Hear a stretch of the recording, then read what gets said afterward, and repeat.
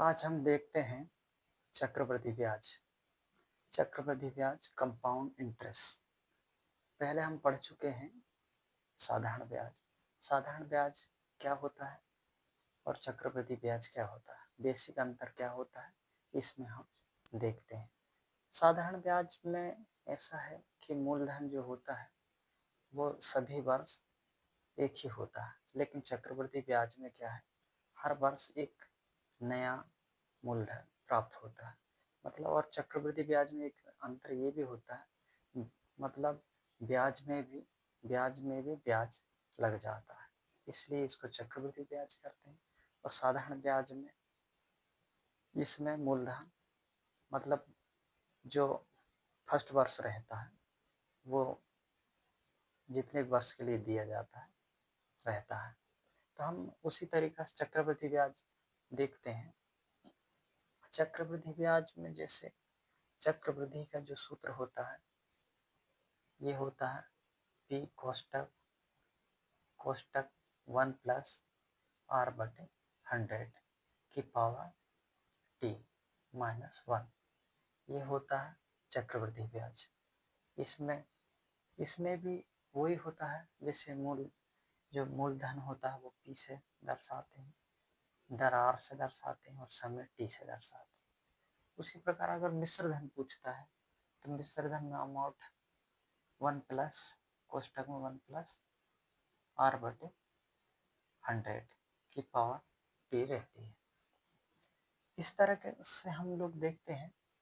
जिस तरह से हम चक्रवृद्धि ब्याज में जिस तरह से देखेंगे कि अगर 100 रुपया है, 100 रुपया को अगर हम 5% की दर से अगर देते हैं या किसी को उधार लेते हैं या देते हैं, तब क्या होता है कि 2 वर्ष के लिए अपन दिए तो लगभग इसमें देखें तो अगर सीधा सीधा उसमें काट देंगे। अगर इसका सूत्र देख लेते हैं अपन लोग, जैसे 100 रुपया है उसको हम 5% दर से 2 वर्ष दिए। अगर 2 वर्ष 100 आ जाएगा बटे 100, 100 से 100 कट जाएगा तो ये सिर्फ आ जाएगा 10 रुपया। ये हो गया साधारण ब्याज। लेकिन अगर हम लोग इसी को चक्रवृद्धि ब्याज में देखते हैं तो तब क्या होता है, जैसे 100 कोष्टक में क्या हो जाएगा 1 प्लस दर कितना रहेगा 5% और 100 रहेगा और समय कितना रहेगा 2 वर्ष माइनस 1। क्या हो जाएगा 5 एकम 5 5 दूनी 10, ये 20, 20 एकम ये 21 हो जाएगा और ये हो जाएगा 20 बचेगा, मतलब 21 बटे 20 की पावर 2 रहेगी। तब क्या हो जाएगा, ये 21 हो जाएगा सीधा सीधा 441 पावर और ये हो जाएगा 400। जब 400 में से 441 में से 400 घट जाता है, ये वाला यहाँ माइनस में चला जाएगा तो हो जाएगा सिर्फ 41 बटे 400 बचेगा। मतलब 100 है ये गुणित 41 बटे 400। तब क्या 0 से 0 कट जाएगा, 0 से 0 कट जाएगा और 4 एकम मतलब 4 धाम 40 बचेगा 1। तो कितने बार चला जाएगा, 4 दूनी 8, 4 दूनी 8, फिर भी 2 बचेगा तो 4 पंचे 20 हो जाएगा। तो मतलब 10.25। मतलब मैं ये बताना चाह रहा हूँ कि मूलधन अगर 100 रुपया है, अगर वो साधारण ब्याज में निकालते हैं तब उस मतलब 10 रुपये ब्याज मिलता है, लेकिन अगर चक्रवृद्धि ब्याज में अगर निकालते हैं तो 10.25 आता है। तो ये बेसिक अंतर है कि इसमें क्या है, इसमें ब्याज में ब्याज दूसरे वर्ष ये मूलधन बन जाता है, ऐसा है। तो हम सीधे सीधे चक्रवृद्धि ब्याज में आते हैं, कंपाउंड इंटरेस्ट जो होता है उसके बारे में। इसके सीधे प्रश्न देखते हैं। ये मैंने फार्मूला बताया है, पी पी पी कोष्टक 1 प्लस आर बटे 100 की पावर टी माइनस 1 कर। तब क्या होता है प्रश्न, जैसे 1600 रुपये की राशि पर 15% वार्षिक चक्रवृद्धि ब्याज की दर से 2 वर्ष चक्रवृद्धि ब्याज की राशि क्या होगी। इसमें 1600 रुपया दिया है और दर जो दिया है वो 15% है और 2 वर्षों के लिए दिया गया है। इसमें हम चक्रवृद्धि ब्याज की राशि क्या होगी का गिनती मतलब ये निकालेंगे, जिसमें सीआई निकालेंगे।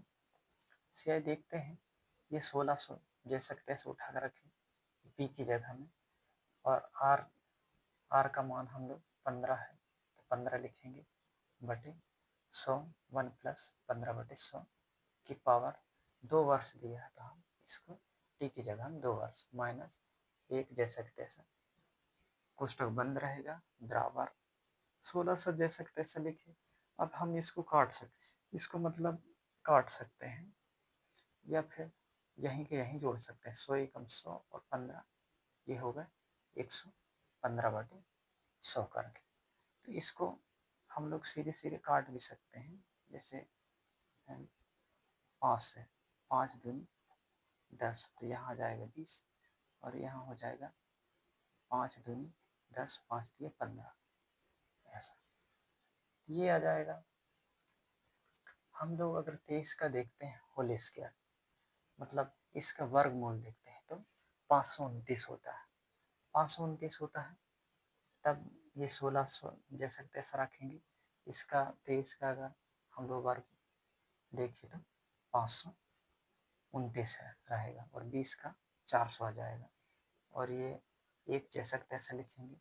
तब हम लोग ये 400 को यहाँ मल्टीप्लाई करते हैं, 400 एकम 400 ये ऊपर चला जाता है तो ये 529 में से घट जाता है तो 129 बचता है बटे में 400 बचता है।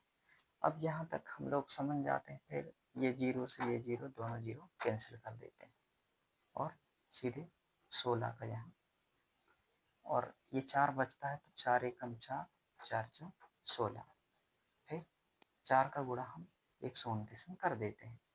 देखते हैं 9 चुके 36 का 6 और फिर 12 चौक 48 और 3 51 मतलब 516 इसका आंसर आएगा। सिंपल सा।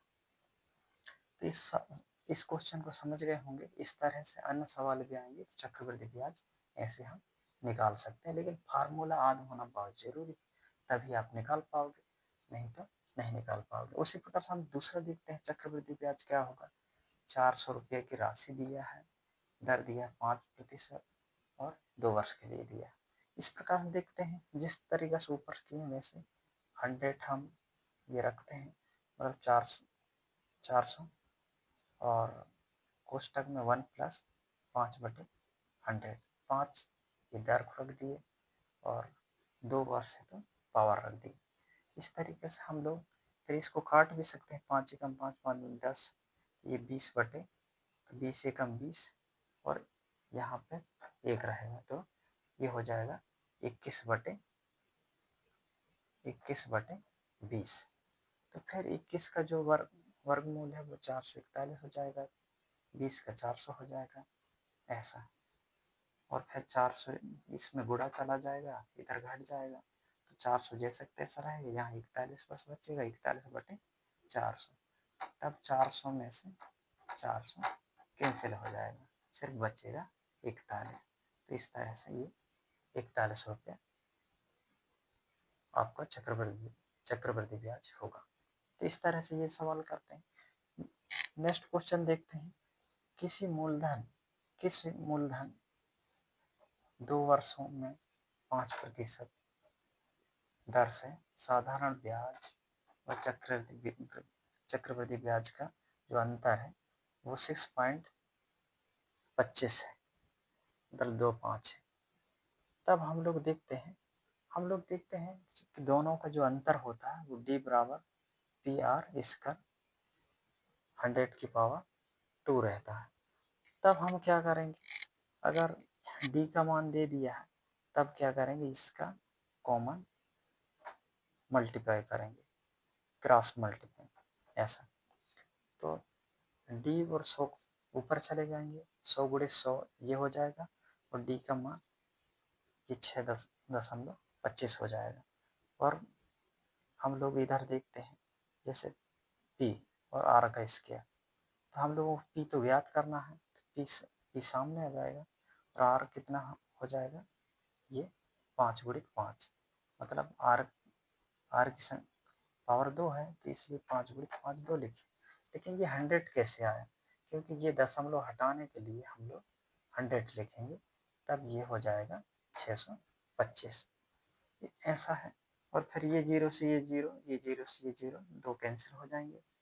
फिर हम लोग 5 से देख लेते हैं कितने बार, 5 एकम 5, 5 दूनी 10, ये हो जाएगा 20। फिर 5 एकम 5, 5 चौ 20, ऐसा ये आ जाएगा। फिर 4 गुणित 625 कर देते हैं, या तो फिर सीधा सीधा गुणा कर सकते हो। 4 पंचे 20 का जीरो हो जाएगा, और 4 दूनी 8 और 2 10 हो जाएगा, जीरो लिख देंगे। और उधर फिर हम लोग 4 छंग 24, 24 4 छंग 24 हो जाएगा, और एक 25 हो जाएगा। तो इस तरह से 25 हमारा 2500 आंसर आ जाएगा। इस तरह से हम अन्य सवाल भी कर सकते हैं।